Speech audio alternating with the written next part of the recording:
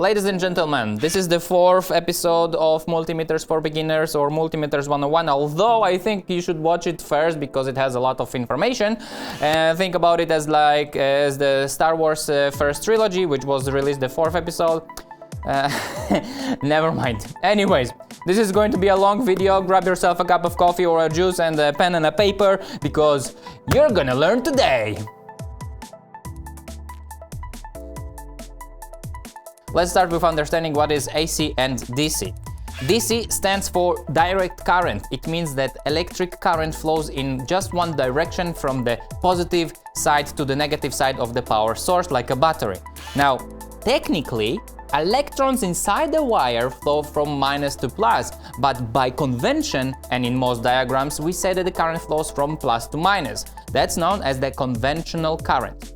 DC is ideal for low voltage electronics, it's safer, it is more stable, and it's simpler to work with. Components like microcontrollers, LEDs or transistors work correctly only with DC. Unlike DC, which flows steady in one direction, AC reverse direction. It flows back and forth over and over and over and over again. In typical European wall socket, we have 230 volts AC at 50 Hz. That 50 Hz means that the current changes direction 50 times per second, and it is all done by huge machines called alternators. They convert mechanical motion into electricity using magnets and coils of wire.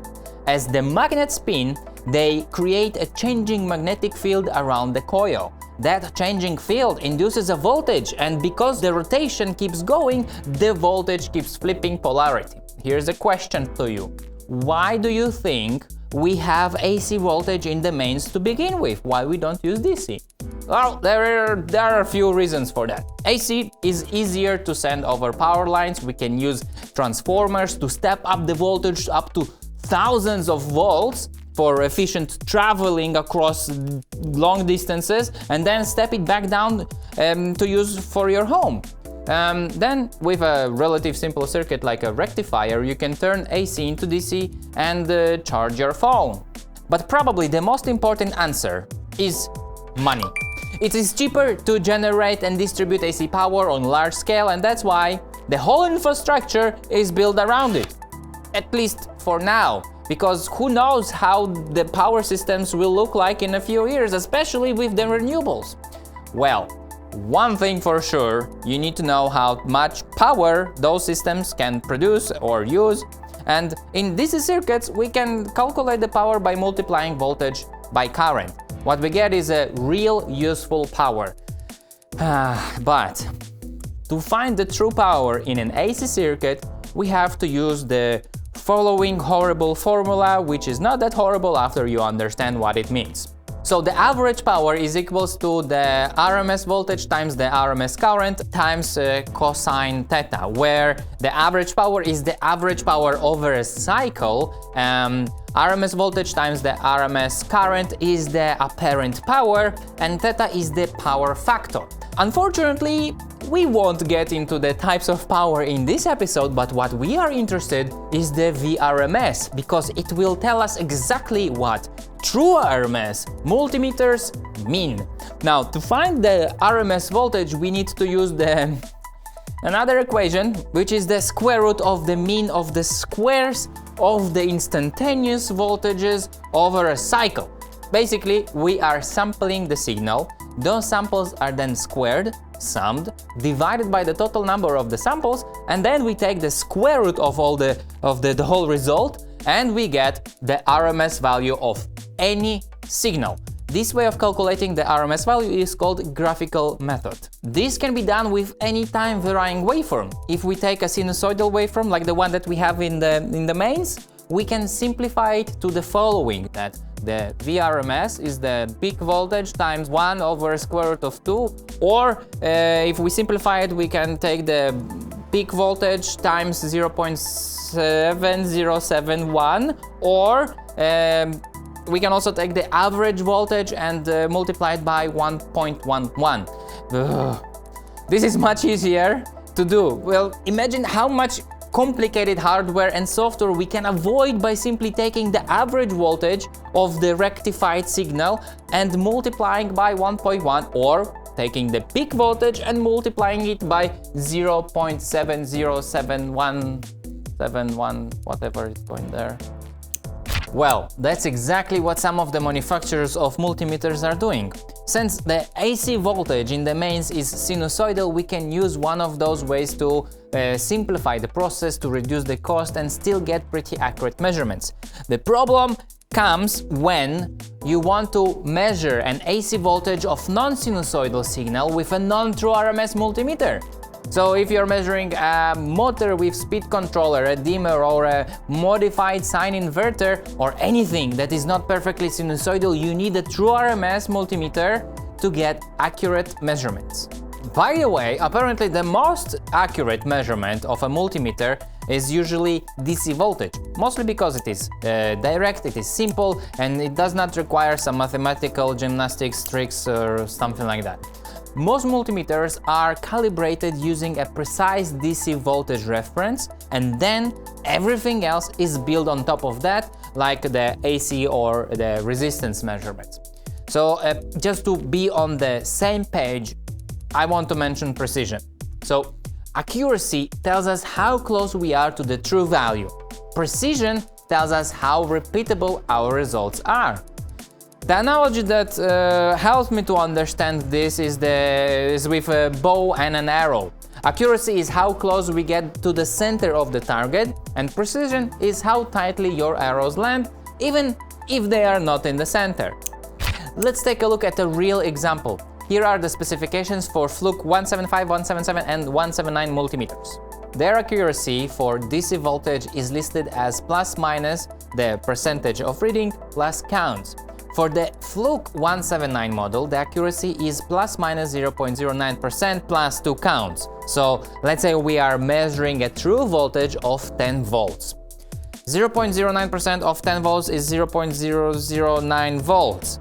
Now we need to add the counts. Since we are measuring 10 volts, the multimeter should be in the 60 volt range, where the resolution is 0.01 volts per count. So 2 counts gives us 0.02 volts. That gives us a total possible error of 0.029 volts. So the measured value could fall anywhere between 9.971 volt and 10.029 volts. Aha, but here's the catch.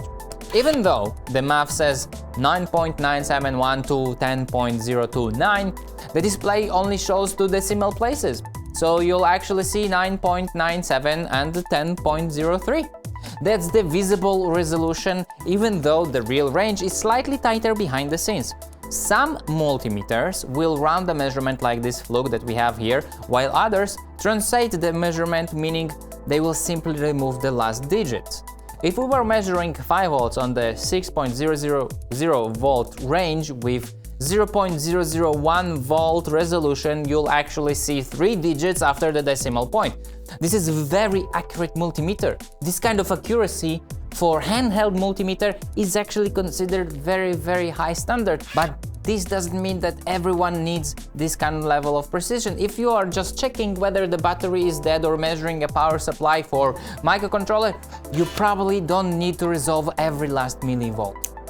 Here's something else that I found very useful. Fluke recommends using a multimeter that is at least 4 times accurate than the measurement that you are trying to verify. So if you are testing a reference voltage that is accurate to plus minus 1%, your meter should ideally be accurate to plus minus 0.25% or better.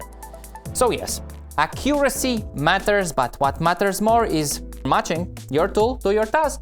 For some jobs, plus minus 0.5% is more than enough. For others, you'll want to squeeze every last digit. And you know what? I have just the place where you can find great multimeters. I mean, I don't have. I know a place. It's called TME.eu. Everything that you need for your current or your next project, you can find at TME.eu, and the best part is that 96% of the orders are fulfilled the same day. To make your progress of your measurements smoother like a butter while using a multimeter, there are a few accessories that I would like to recommend. Most of the multimeters come with test leads. and test probes. Those terms are sometimes used interchangeably, but they are two different parts of the same thing. So the test leads the cables that connect to the terminals of the multimeter. Most multimeters today use the 4mm banana jacks. Although it is not officially required by any standard, it has become the industry default because it is safe and reliable and well, it just works. If you are buying test leads, 4mm shrouded plugs are the safest bet for compatibility, but even then, some test leads might won't click or firmly, and they might stick out of the multimeter terminal, so I suggest to get yourself test leads from the same manufacturer. So if you have the Bryman, get Bryman test leads. Shrouded plugs or safety banana plugs have an insulated sleeve like we have here, okay? Those are required for category rated environments. Unshrouded plugs don't have it and they are not safe for high voltage measurements. The test probes are the interchangeable tips that are actually touching the circuit.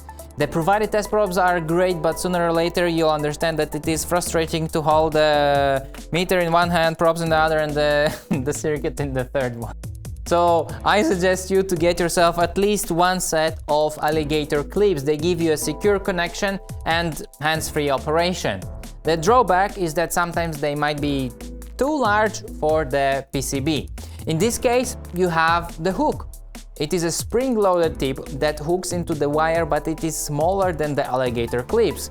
You'll also find sharp needle tips that give you access to even tighter spaces or even smaller contacts. Guys, there are other accessories like the current or the high voltage probes or the magnetic hanger, which are very important, but we cannot put all of them in this one video because it's going to be too long. More importantly, I want to end this one with the most overlooked yet absolutely crucial component in the digital multimeters when it comes to safety: the stand.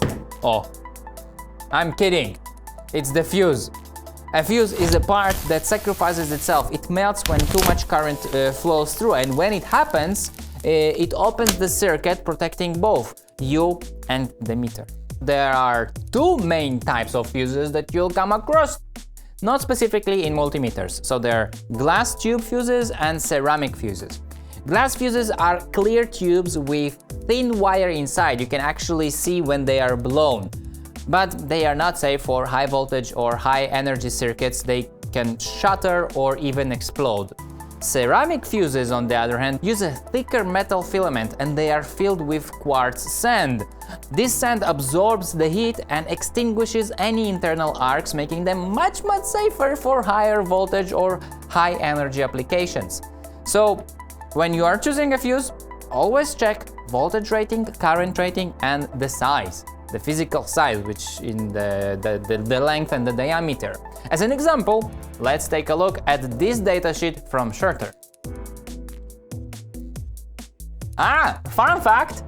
Schurter is the official ESA qualified supplier of fuses for space missions. They are actually making and sending fuses to the space. But not this one. This one, what we are seeing, is rated for 16 amps, 250 volts. It is a miniature ceramic fuse. It's also a fast-acting fuse, which means that it reacts quickly and disconnects the circuit at the moment the current limit is exceeded. There is also another type of fuse called slow blow or time delay fuse. They can tolerate short bursts of overcurrent like motor startups or transformer inrush currents. Perfect for some equipment, but not for most digital multimeters. Let me show you a real example of fuses from the Fluke 179. What you see here, those are the types of fuse that you'll find inside a higher-end multimeter. They differ in voltage and current rating, and also in the size. They are much bigger, and they also have a degree in how not to blow. But unfortunately, I managed to blow both of these fuses while measuring car battery current.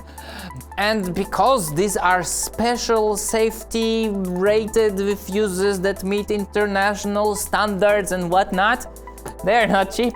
They're not cheap. Like for the price of those two fuses, you could buy a new multimeter.